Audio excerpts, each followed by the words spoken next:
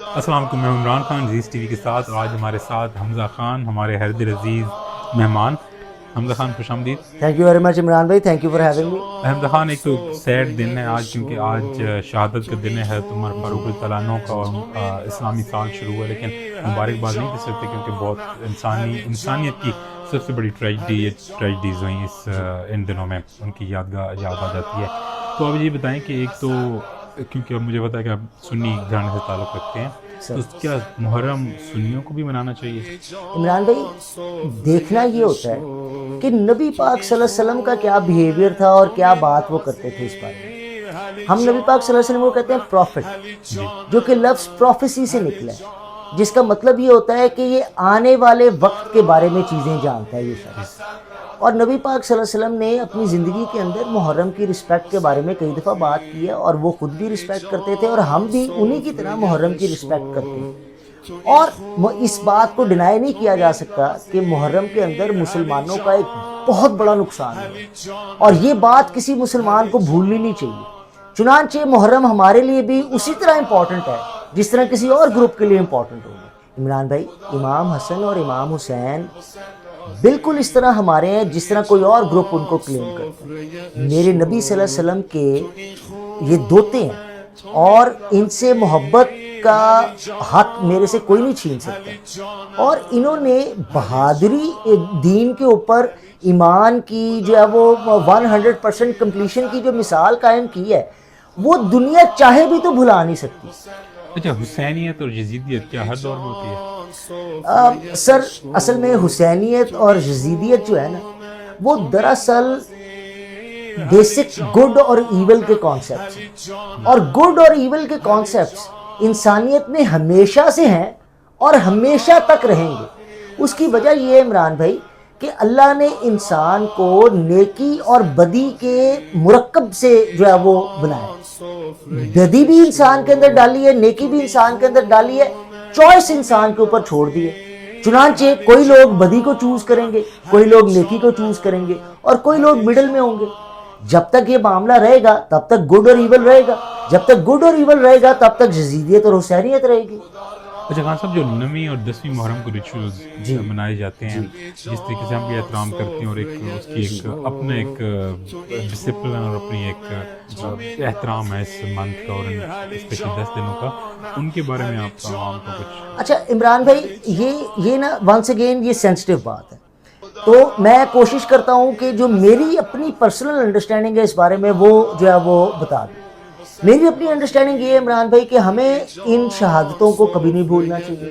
چنانچہ 9ویں اور 10ویں کے دن کو ہمیشہ یاد رکھنے کے لیے ضروری ہے کہ اس دن کو جو ہے وہ احترام کے ساتھ جو ہے وہ گزارا جائے. اب اس کے اندر ہونے والی جو ایکٹیویٹیز ہیں جس میں سبیلیں لگائی جاتی ہیں یا غریب لوگوں کے لیے کھانا پکایا جاتا ہے، وہ تو بہت ہی اچھی ایکٹیویٹیز ہیں، ضرور کرنی چاہیے.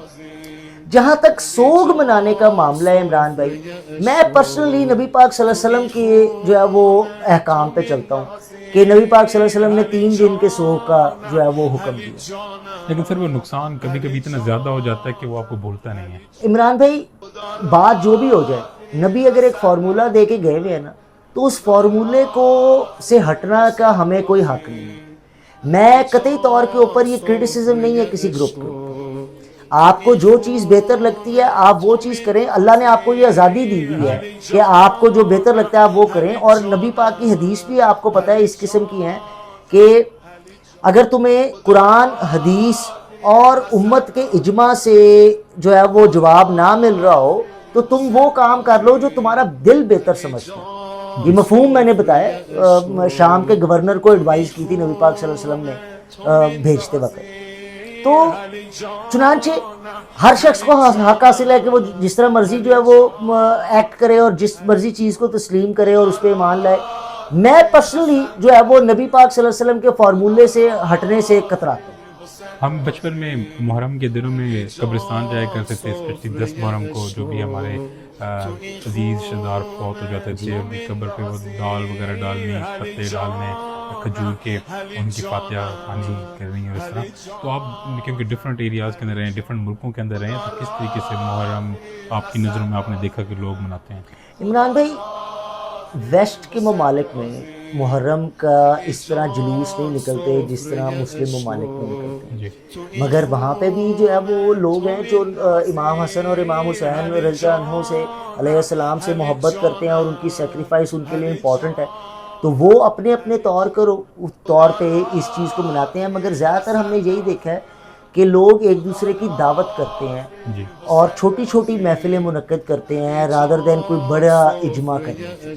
آپ بات کہہ رہے ہیں برطانیہ کی؟ جی برطانیہ یو ایس کی جو ہے وہ بات کر رہا ہوں، وہاں پہ جو ہے وہ اس قسم کا جو ہے وہ اس کے اندر معاملات ہیں، جلسے جلوس اور بڑی محفلیں یہ مسلم ممالک کے اندر جو ہے وہ ہوتی ہیں، اسپیشلی ایران عراق کے اندر تو بالکل جی بڑے بالکل، لیول پہ۔ مگر آپ دیکھ لیں کہ ہمارے ملک میں بھی بہت بڑے بڑے اجماع ہوتے ہیں جو ہے وہ 9ویں اور 10ویں محرم کے دن، مگر عمران بھائی یہ دیکھ لینا چاہیے کہ اس کے اندر کوئی ایسی چیز نہ شامل ہو جائے جو کسی اور کلچر سے آئی ہے۔ جی فار ایگزامپل چالیسواں کرنے کی جو رسم ہے نا، وہ تو ڈیفینیٹلی مسلمانوں کی رسم نہیں ہے اور اس کو محرم کے اس ایونٹ کے ساتھ شامل نہیں کرنا چاہیے۔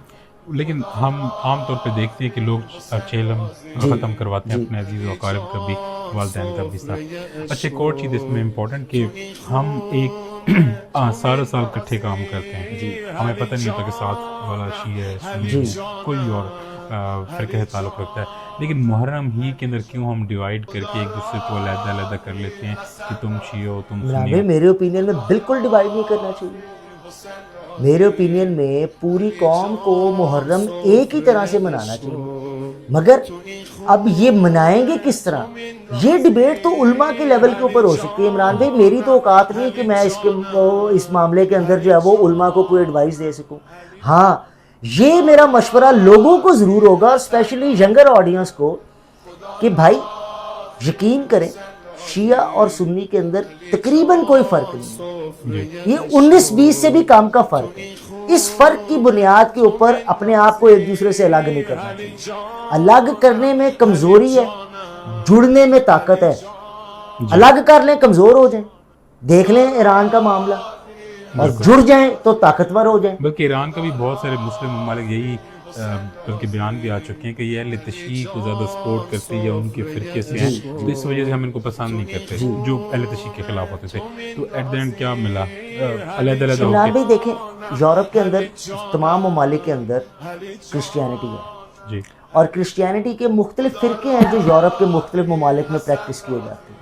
کئی ممالک کے اندر متعدد فرقے ہیں جو ایک ہی ملک کے اندر ایگزسٹ کرتے ہیں، مگر یورپ کے لوگوں نے دوسری جنگ عظیم کے بعد آپس میں ایسے جڑ گئے کہ اس بات سے فرق نہیں پڑتا کہ کوئی بندہ پروٹیسٹنٹ ہے، کوئی بندہ جو ہے وہ کیتھولک ہے یا کسی اور جو ہے وہ فرقے کا ہے، انہوں نے آپس میں ایک دوسرے کو جوڑ لیا اور ریلیجس جو اختلاف تھا اس کو بیک اینڈ کے اوپر لے گئے، بالکل اور یہ ان کی طاقت کی وجہ ہے۔ عمران بھائی آپ یقین کریں، بالکل آپ کی باتوں سے مجھے بھی یہی ایک میسج مل رہا ہے کہ ہمیں یہ اس چیز پہ غور کرنا چاہیے کہ امام حسین رضی اللہ عنہ نے کس چیز کے لیے قربانی کی، دین کے لیے دی، دین پہ ہی فوکس کرنا چاہیے اور دین اور اللہ تعالیٰ کے احکامات کو ماننا چاہیے، اور انہوں نے اتنی بڑی قربانی دی کہ جب قیامت کے دن وہ جنت کے جوانوں کے سردار ہوں گے تو کوئی یہ کوشچن نہیں کر سکتا کہ یہ سردار کس میرٹ پہ بنے۔ Absolutely not. انہوں نے اتنی بڑی قربانی دی کہ وہ قربانی کوئی دے ہی نہیں سکتا قیامت تک، اپنا پورا کنبہ اپنے سامنے ذبح کرا شہید کروا دیا۔ اور مگر عمران بھائی آپ نے ایک بات یاد رکھنی ہے، دنیا میں سب سے بڑی قربانی نا بندے کی اپنی جان کی قربانی ہوتی ہے۔ جی اپنی جان سے زیادہ نہ بچے امپورٹنٹ ہوتے ہیں، نہ بیوی، نہ بھائی، نہ کوئی اور چیز، اور جو شخص اپنی جان کی قربانی جو ہے وہ دیتا ہے اس کو آپ کو اس کی رسپیکٹ کرنی پڑے گی۔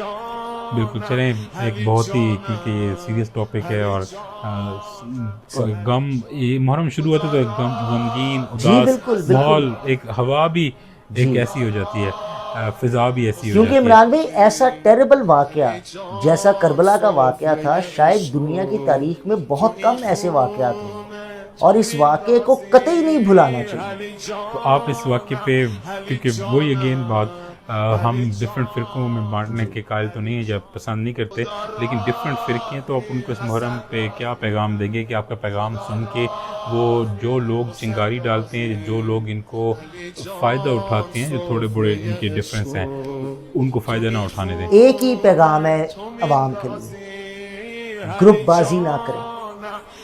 گروپ بازی آپ کو کمزور کر دیتی ہے، آپ کو طاقت نہیں دیتی. اس کے علاوہ جو ہے وہ ہر بندے کے اپنے اپنے ایمان کا معاملہ ہے، اور ہر بندہ جو ہے وہ جو باشعور آدمی ہے وہ اپنے لیے اس بارے میں سوچ سکتا ہے. چلیے حمزہ خان، بہت شکریہ آپ کا، اور ان شاء اللہ تعالیٰ آپ سے اگلے ہفتے ملیں گے نئے ٹاپک کے ساتھ. تب تک کے لیے اللہ حافظ. السلام علیکم.